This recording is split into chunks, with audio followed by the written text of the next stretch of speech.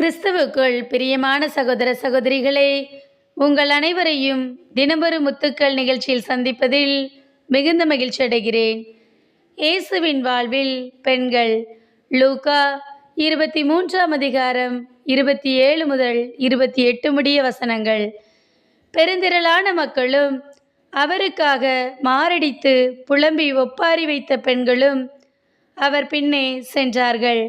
இயேசு அப்பெண்கள் பக்கம் திரும்பி, எருசலேம் மகளிரே, நீங்கள் எனக்காக அழ வேண்டாம், மாறாக உங்களுக்காகவும் உங்கள் மக்களுக்காகவும் அழுங்கள். பிரியமானவர்களே, இன்றைய உலகில் பெண்கள் ஒவ்வொரு நாளும் சிலுவை சுமந்து கொண்டு சிலுவை பாதையில் தான் நடக்கிறார்கள். உழைப்பின் கரங்களை இழுத்து பிடித்து ஆணிகளால் அவர்களை துளைக்க பழியின் ஆணிகள் விழித்திருக்கின்றன. அவர்களது வெற்றி கால்களில் பொறாமையின் கூராணிகள் குத்தி கிழிக்கின்றன.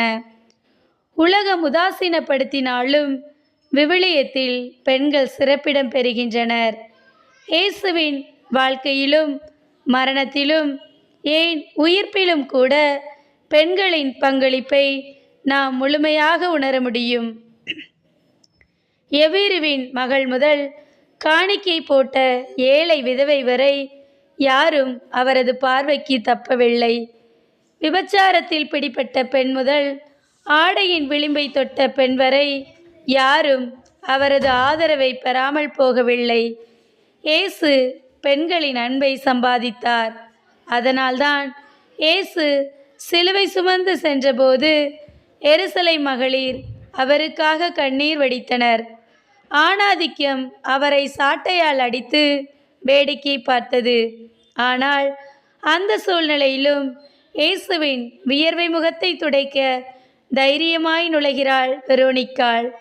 இயேசுவின் சிலுவையின் அடியில் ஈர வெளிகளுடன் கலங்கி நின்றனர் பெண்கள்.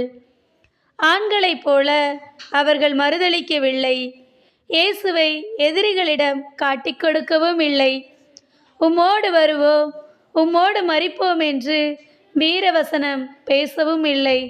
தங்கள் அன்பினை செயல்களில் காட்டினார்கள். இயேசுவின் சிலுவை அடியில் அன்பு சீடர் தவிர அனைவரும் ஓடிவிட்டனர். ஆனால் பெண்களோ துயரத்தின் உச்சியிலும் துணையாயிருந்தனர். இருளின் குகையில் இயேசுவை அடைத்த பின்னும் பெண்களின் அன்பை இருள் சூழவில்லை. அவர்கள் கல்லறையை நோக்கி ஓடுபவர்களாகவே இருந்தனர்.